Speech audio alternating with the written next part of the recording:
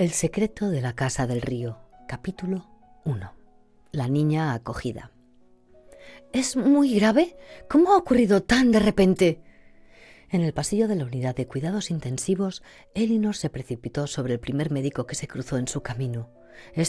Un hombre muy joven y con ojos fatigados, la miró desconcertado. ¿De quién se trata?, preguntó, observando a través del vidrio la cama del paciente que estaba junto a la máquina de diálisis. Ah, la señora Henning, insuficiencia renal aguda. ¿Es usted pariente suya? La miró inquisitivo.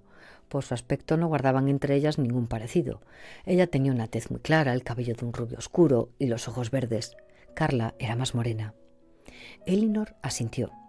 Pues claro, quiero decir, sí, somos primas segundas. Trató de dominarse. Discúlpeme, por favor, ni siquiera me he presentado, pero yo... La madre de Carla nos llamó y dijo que estaba en el hospital. He venido enseguida. Es que no sabía que se encontraba en la UCI y luego... Por favor, dígame que no es tan grave como parece. Cuando preguntó en la recepción del hospital por Carla Henning, le remitieron a la UCI. Allí se encontró a su tía deshecha en llanto en el pasillo, delante de la habitación, incapaz a todas vistas de comprender lo que le sucedía a su hija. Elinor se dirigió a la hermana que la había ayudado a ponerse la bata de protección antes de entrar a ver a su prima. Fue muy amable, pero no le pudo facilitar ninguna información más precisa sobre el estado de Carla. Elinor todavía luchaba ahora por superar el shock que había sentido al acercarse a la cama de la enferma. Todos esos tubos que unían a su prima con diversos aparatos le habían infundido menos temor que la visión del rostro hinchado, los edemas y el sonido metálico de la respiración. Carla no parecía estar consciente. Solo un leve parpadeo confirmó que la había reconocido. No pudo reaccionar cuando ésta le cogió la mano y se la apretó ligeramente. Elinor estaba horrorizada ante ese súbito bajón. El día anterior, cuando hablaron por teléfono, Carla parecía estar normal. Solo se había quejado de que estaba cansada y de tener unos dolores en el vientre similares a los de un calambre. Deben de ser los riñones otra vez, había dicho con un suspiro. Era hipertensa y ya había tenido problemas en los riñones con anterioridad. Elinor le había hecho prometer que al día siguiente iría al médico, y entonces todo se precipitó. Tranquilícese primero, indicó el médico. Señora... La mujer se llevó las manos a la frente. Stenberg, Elinor Stenberg, se presentó por fin. Discúlpeme, por favor, es que estoy... totalmente trastornada. Mi marido no me ha advertido de lo grave que es. De hecho, Gernot ni siquiera había considerado necesario ponerse en contacto con ella por el móvil después de atender la llamada de su tía. Se había limitado a dejar una nota sobre la mesa de la cocina antes de marcharse a su estudio. Carla, en el hospital universitario, ocúpate de ello. Elinor se había puesto en marcha de inmediato, aunque al principio no había pensado en las molestias que su prima sufría el día anterior, sino más bien en un accidente. ¿Es grave, no?, preguntó en voz baja. El joven médico la miró con simpatía.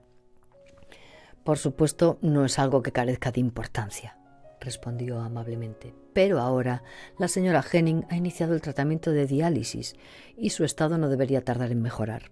Aunque qué cabe esperar a largo término, sin embargo... El médico se rascó la frente. Venga al despacho, invitó a Elinor. Es mejor que no hablemos aquí en el pasillo.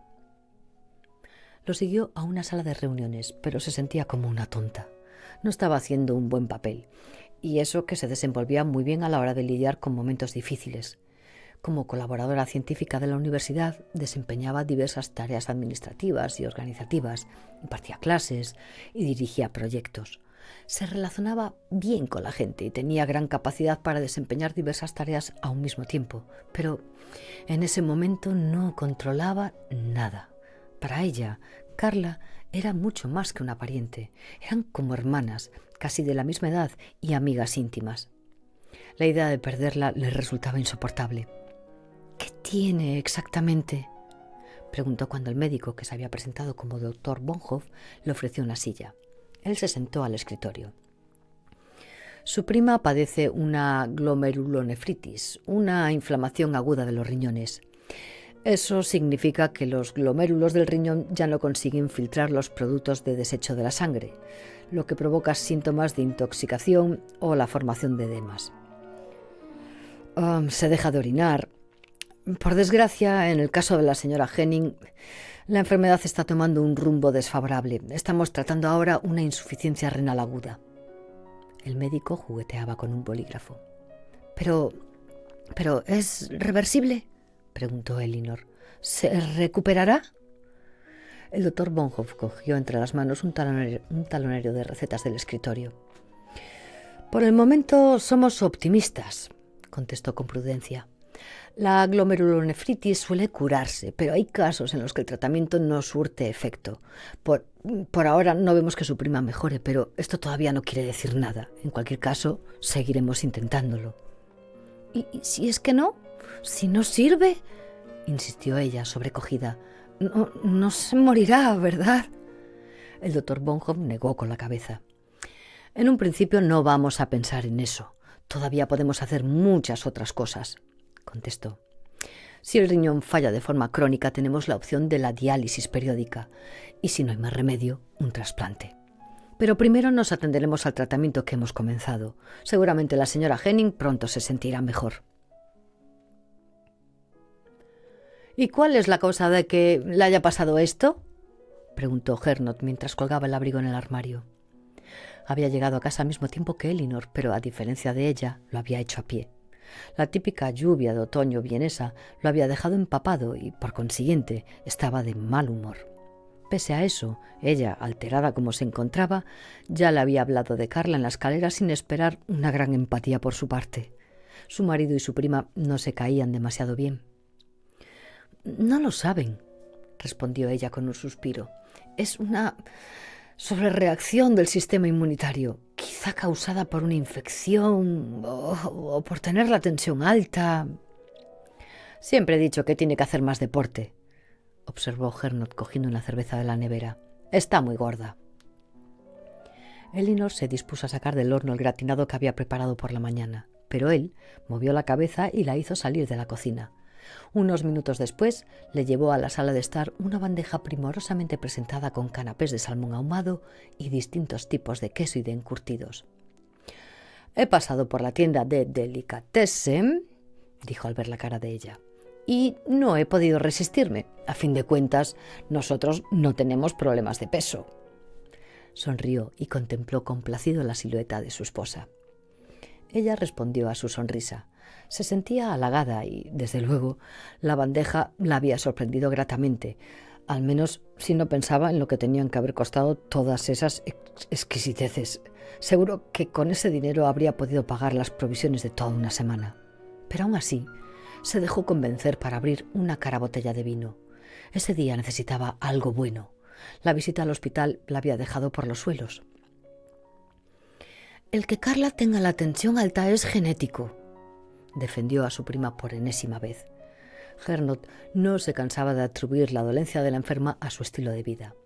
«No fuma y no tiene sobrepeso. No todo el mundo puede tener un cuerpo tan atlético como el tuyo». Él había tenido suerte en el reparto de genes. Era delgado y musculoso, con abundante cabello negro, el rostro de rasgos marcados y los ojos castaños y almendrados.